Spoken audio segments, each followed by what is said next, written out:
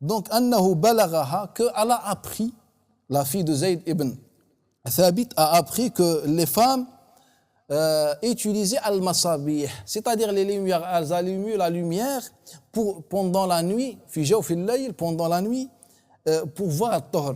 C'est-à-dire les femmes avaient une habitude de se lever la nuit et pour voir si elles ont encore du sang ou pas, pour voir si elles font encore le maghrib ou l'isha. C'était dans ce sens-là. Pour voir, c'est-à-dire pour faire, si elle n'a plus ses règles, donc elle fait le maghrib et l'isha avant l'arrivée de l'heure de as-subh. Et là, فَكَانَتْ تَعِيبُ ذَلِكَ عَنْهُمْ. Mais la fille de Zayd ibn Thabit, كانت تعيب, elle reprochait à ces femmes cet acte.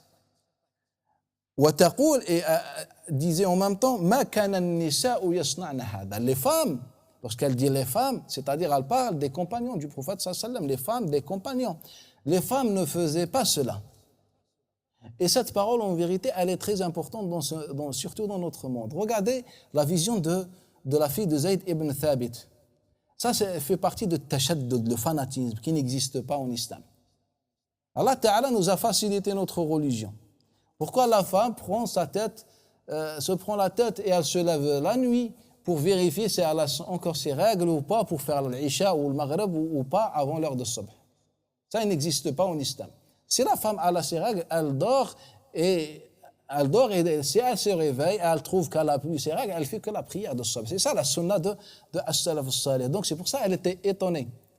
Et ça, malheureusement, c'est très grave. C'est comme il nous rapporte l'imam Malik, d'après Abdullah ibn Abdurrahman ibn Ma'mar al-Ansari, d'après Abi Yunus, Mawla Aisha radiyallahu anha, que d'après Aisha, qu'un homme est venu voir le prophète sallallahu alayhi wa sallam, il a dit, Ya Rasulallah, moi je me lève parfois dans l'état d'impureté, de janaba, et j'avais, après avoir mis l'intention de jeûner. Mais je ne jeûne pas. Donc le prophète sallallahu alayhi wa sallam, il dit, moi aussi je suis passé par ton cas, mais je jeûne quand même. Là, il lui a dit, Ya Rasulallah, anta atqana. Tu es plus pieux, قد غفر الله تعالى لك ما تقدم وما تأخر من ذنبك, et en plus Allah Ta'ala t'a pardonné tes péchés, donc tu n'es pas comme nous, ya Rasulallah. Et là le prophète sallallahu alayhi wa sallam s'est énervé. Et ce hadith il s'est rapporté par l'imam al-Bukhari, mais d'une autre manière, d'après Muhammad ibn Salam, d'après Abdah, d'après Hisham, an Urwa an Aisha. Donc cet homme, il pense qu'il est meilleur que le prophète sallallahu alayhi wa sallam. Le prophète sallallahu alayhi wa sallam dit non, la religion est facile. Tu t'es levé dans cet état, c'est pas grave, tu continues ton jeûne et tu fais tes grandes ablutions. Mais non, cette personne, elle pensait qu'elle était meilleure que le prophète sallallahu alayhi wa sallam. C'est pour ça que le prophète sallallahu alayhi wa sallam s'est mis en colère à cause de ça.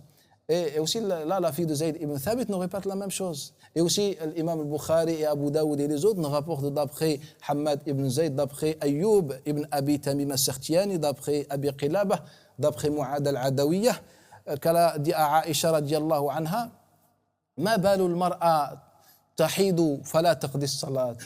Pourquoi la femme dans ses règles ou bien après ses règles ne rattrape pas sa prière? Elle rattrape le jeûne, il ne rattrape pas sa prière. Regardez la réponse de Aisha. Elle lui a dit aharuriyatin ant? Aharuriyatun anti? Tu es harouriya? Qu'est-ce que le harouriya? En fait, le harouriya, ce sont les Khawarij qui se sont levés. Dans l'époque de Ali ibn Abi Talib, il y avait trois partis. Ali ibn Abi Talib, Muawiyah ibn Abi Sufyan et Al-Khawarij. Lorsque Ali ibn Abi Talib a combattu Al-Khawarij dans l'endroit de Nahrawan, il y a un endroit qui s'appelle An-Nahrawan, et Allah Ta'ala lui a donné une grande victoire. Les Khawarij, ils se sont installés à un village qui s'appelle Harawra. C'est pour ça qu'on dit Al-Khawarij, on les appelle Al-Harouriya par rapport à cet endroit où ils ont trouvé refuge. Donc on leur dit Al-Harouriya. Donc Aisha radiallahu anha, elle lui dit c'est une question de Al-Harouriya. Pourquoi? Car Al-Harouriya, on connaît le hadith notoire du prophète sallallahu alayhi wa sallam qui est rapporté pratiquement par beaucoup de compagnons, Abu Sa'id Khudri, Abdullah ibn Omar, Anas ibn Malik, Sa'id ibn Abi Waqqas, que un Nabi sallallahu alayhi wa sallam, il leur a dit à ses compagnons, tahqiruna a'malakum ila a'malihim, c'est-à-dire vous sous-estimez vos actions à côté de leurs actions. C'est-à-dire que dans la quantité, les Khawarij adorent plus que les compagnons. Mais l'objectif, c'est la qualité, pas la quantité. Donc le prophète sallallahu il nous dit, ils adorent Allah Ta'ala plus que les compagnons, plus que Abu Bakr, plus que Omar, plus que Ali, plus que Uthman, plus que tout le monde. Mais à la fin, ils sont dans l'enfer.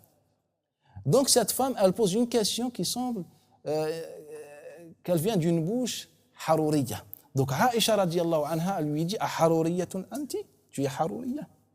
Car cette femme, elle veut rattraper aussi la prière dans sa question. On comprend qu'elle veut rattraper sa prière. Pour lui, ce n'est pas suffisant. Elle est meilleure que Aïcha. Elle est meilleure que Hafsa de Maïmouna, non. Donc la Aïcha, elle s'énerve, elle lui dit Harouriyatun anti. Et malheureusement que des femmes de maintenant pensent encore cette pensée. Parfois, tu dis quelque chose, mais non. Regardez, moi je vous donne juste, pour comprendre l'islam, je vous donne juste une histoire, elle est dans le Coran al-Karim, dans la Surah al-Qasas, et je pense que toute personne présente, et peut-être tout musulman, a déjà vu cette histoire. L'histoire de Madian, l'histoire de Shu'aib alayhi salam et ses deux filles, avec Moussa alayhi salat wassalam. Lorsque Moussa alayhi salat wassalam est sorti, il a trouvé, on connaît tous cette histoire, sur un fleuve, les deux filles de Shu'aib alayhi salat wassalam. Après, il y a une petite divergence, est-ce que c'est les filles de Shu'aib, le messager, ou Shu'aib, le prophète? Ce n'est pas notre objectif. Et qu'elles étaient en train de, pour chercher de l'eau et tout, il y avait des bergers et des hommes, donc elles se mettaient loin, plus loin, comme ça, pour qu'il n'y ait pas un contact physique avec les hommes. Et Moussa alayhi salatu wassalam arrive. Regardez avec moi le comportement de Moussa alayhi salam, de ses deux filles et de Shu'aib alayhi salatu wassalam. Et comparez plus tard ces comportements avec le comportement d'un homme et une femme dans cette époque. Donc il arrive Moussa alayhi salatu wassalam, il trouve d'abord deux femmes, et il y a des hommes et deux femmes. Elles sont venues ici pour un objectif. Donc Moussa alayhi salatu wassalam, il propose son aide et il va les aider pour de l'eau ou bien du pluie, tout ça, etc. Et après, les deux femmes demandent à Moussa alayhi salatu wassalam de les accompagner, comme ça, pour qu'il reçoive sa paye, son salaire, etc. Et il va avec elles, mais Moussa alayhi salatu wassalam, d'après les récits, il leur dit de marcher derrière lui.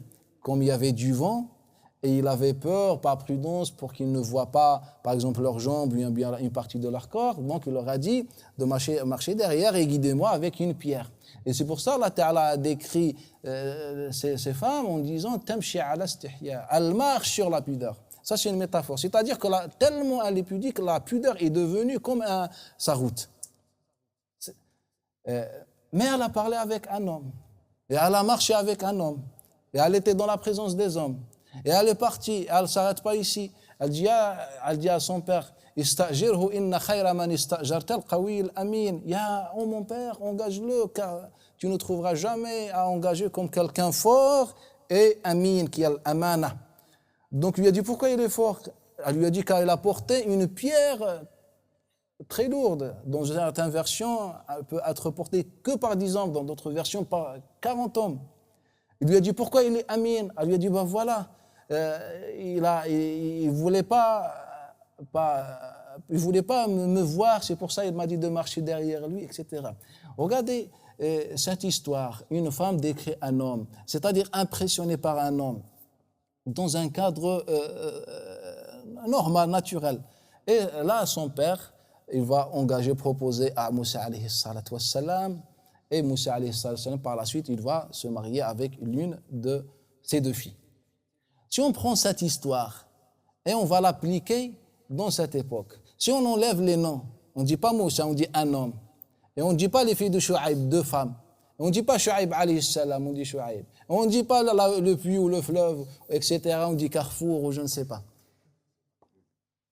Non mais imaginez avec moi, regardez la pudeur et la tranquillité d'esprit dans l'époque des salafs, et ce sont des salafs, et notre esprit maintenant. Si une femme va voir son père en lui disant « Oh mon père, quelqu'un il est machallah, il est fort, et quelqu'un de l'amana. » Il lui a dit « Comment tu as appris qu'il est fort ?» etc.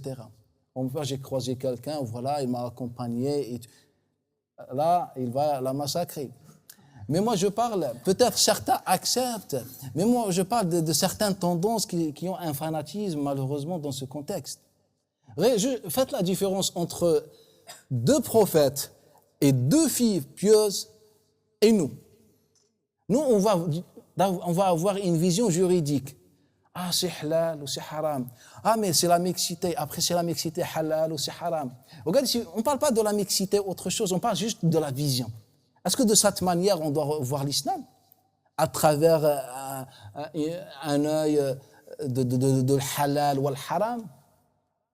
Sachant que si on fait des statistiques exactes, tous les versets du premier verset jusqu'au dernier verset qui parle de halal ou le haram ne dépassent pas 8% du Coran al-Karim. 8%.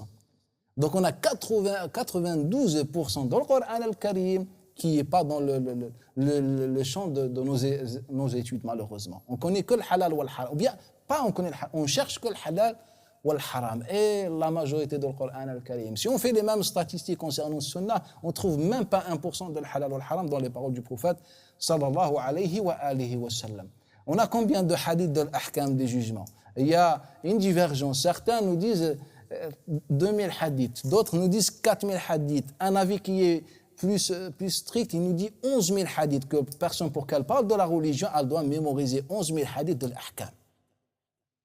Déjà mémoriser 11 000 n'existe pas. 4 000 n'existe pas. Je connais personne qui mémorise 4 000. Donc ça c'est 4 000. Mais les hadiths du prophète sallallahu alayhi wa sallam dépassent les 600 000 hadiths. Donc les 600 000 hadiths ne parlent pas de fiqh. Parlent de quoi? Allahu a'lam, car nous on est occupé par le fiqh. On n'est que dans le fiqh. Le fiqh fait partie de la religion, mais ce n'est pas la religion. Ce n'est pas la définition de notre religion. Donc regardez cette vie tranquille, masha'Allah, et qui a fini par le mariage entre un pieux et une pieuse, masha'Allah. Mais nous, toujours on donne cet aspect juridique. Mais c'est, elle a parlé. Mais il ne faut pas regarder l'homme, ou bien il ne faut pas regarder une femme. Mais non, après c'est la mixité.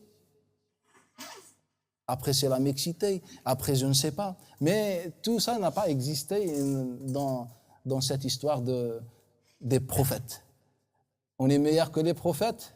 Naam. Notre acte le dit. Notre comportement le dit. On est meilleur que les prophètes. Même si peut-être on dit non, les prophètes, masha'Allah, ce sont les messagers d'Allah, tout ça. Mais notre comportement prouve le contraire. Car on est en train de suivre une voie plus stricte que les messagers pour avoir le même but, la piété. Pour avoir le même but. Les Khawarij ont pris déjà ce chemin et ils sont arrivés à l'enfer. Le prophète, au final, nous a dit qu'il a al-nar, les chiens de al-nar. Les Khawarij.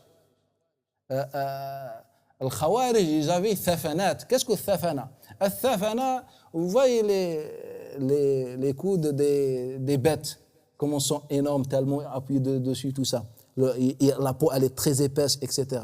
Vous voyez, c'est ce qu'on appelle thafana. Al Khawarij, tous, ils avaient thafana sur le front. On peut dire, même avec une balle, on ne peut pas peut-être le tuer tellement il est. C'est une vérité, naam. Ils étaient trop dans la prosternation. Mais au final, ils sont dans l'enfer, wal'iyadu billah. Voilà, et c'est pour ça, Aïcha radiallahu anha, elle lui dit, aharuriyatun anti? C'est une question de la haruriya. Et tous les jours, on récite surat al-Fatiha. Tout le monde récite al-Fatiha. On récite 17 fois par jour al-Fatiha. 17 jours minimum dans les prières, sans compter sunnah, etc. 17 fois. Et 17 fois, on dit ghayrul maghdubi alayhim waladdallin. Ghayrul maghdubi alayhim waladdallin. C'est-à-dire, on n'est ni dans le clan de maghdubi alayhim. C'est traduit par tous les mufassirin, les fanatiques, al-mutashaddidoun. Ad-dallin, les négligents qui cherchent que les facilités dans la religion. Tous les gens récitent ce verset, mais on ne l'a pas appliqué encore. On récite que le maghdoub alayhim. Nous, on est content lorsqu'on dit le maghdoub alayhim, ce sont les juifs, car les savants rapportent que certains salafs ont dit que le maghdoub alayhim, ce sont les juifs. Les salafs ne parlaient pas de cette religion en elle-même, ils parlaient des individus qui représentaient mal cette religion, falsifiaient cette religion, etc. Donc le maghdoub alayhi, il peut être un juif, peut être un musulman. Peut être un musulman, car on a beaucoup de hadiths où le prophète sallallahu nous enseigne que Allah Ta'ala se met en colère à cause de certains actes. Donc, maghdoub alayh. Et Allah Ta'ala, là, dans ce verset, il nous dit il y a deux parties. Une partie dans le fanatisme, le radicalisme, etc. Et une autre partie qui prend toute chose à la légère. Pourquoi on ne se met pas au milieu? Pour comprendre l'islam. Allah Ta'ala, lorsqu'il nous parle de l'objectif de la religion, il nous dit Innama yuridu Allahu an yukhaffifa ankum. Allah, il veut vous alléger votre religion. Mais nous, on veut le contraire. Allah, il veut la facilité pour nous. Nous, on veut compliquer les choses. Et faites cette comparaison entre deux choses, malheureusement. Regardez cette histoire de Shu'aib, c'est juste une histoire. Sinon, prenez toutes les histoires dans le Coran al-Karim et les récits, vous trouvez la même chose. Nous, toujours, on a une vision halal ou al-haram, et salaf, c'est chercher vraiment la piété. C'est pour ça, les salaf, ils disaient dans la parole, Man tafaqqaha wa lam yatasawwaf faqad tafassaq. Celui qui suit tafaqqa et ne suit pas de tasawwuf.